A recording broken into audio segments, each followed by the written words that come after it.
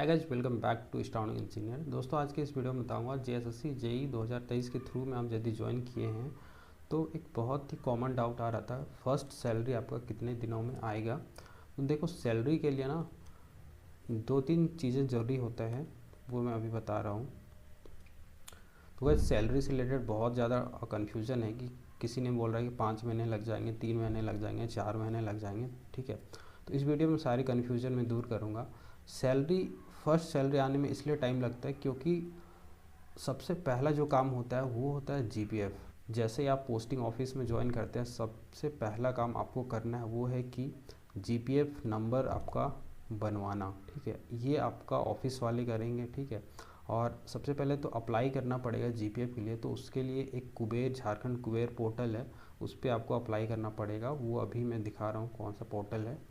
और जीपीएफ के अलावे आपका एक बहुत ही ज़्यादा इम्पॉर्टेंट चीज़ है, वो है पे स्लिप बनाना।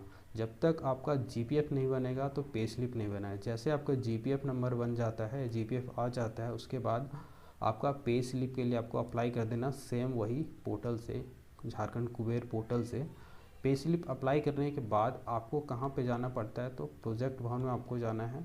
ठीक है, और प्रोजेक्ट भवन में वित्त विभाग है, वहाँ पे जाना है। वित्त विभाग में जैसे आप जाते हैं तो वहाँ पे आपको कुछ बेसिक डॉक्यूमेंट्स लगता है, वो आपको वहाँ पे कुबेर पोर्टल में दिख जाएगा क्या क्या आपको लगेगा पे स्लिप के लिए। तो वो सारी डॉक्यूमेंट आपको हार्ड कॉपी वहाँ पे जमा कर देना है। उसके बाद वहाँ वित्त विभाग वाले वेरीफाई करके फिर पे स्लिप आपका जनरेट कर देते हैं। पे स्लिप जैसे जनरेट हो जाता है उसके बाद आपको क्या करना है कि HRMS एक पोर्टल है, ठीक है, एम्प्लॉई पोर्टल आप बोल सकते हैं। HRMS में जितने भी बेसिक डिटेल्स है आपका, जैसे आपका नॉमिनी डिटेल्स हो गया, कितना ग्रेड पे का है, सैलरी कितना है, कितने डिपेंडेंट है, ये सारी डिटेल्स भरने के बाद आपको HRMS लॉक करवाना पड़ता है।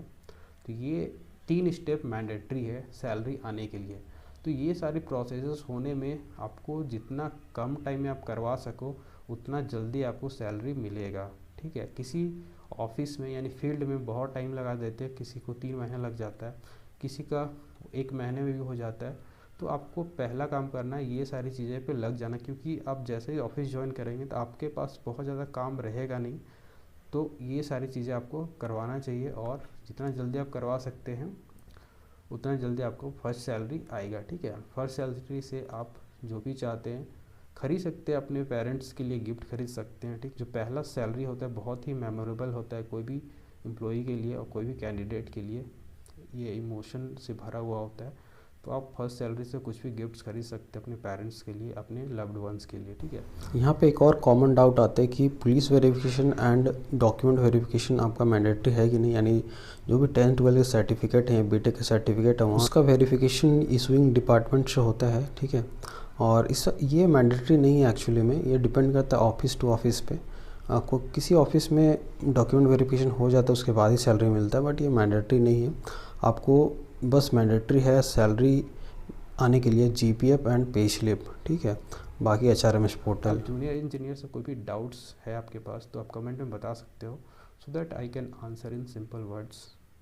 यदि आप इस चैनल पर नए हैं तो चैनल को सब्सक्राइब कर देना। Finally, thanks for watching.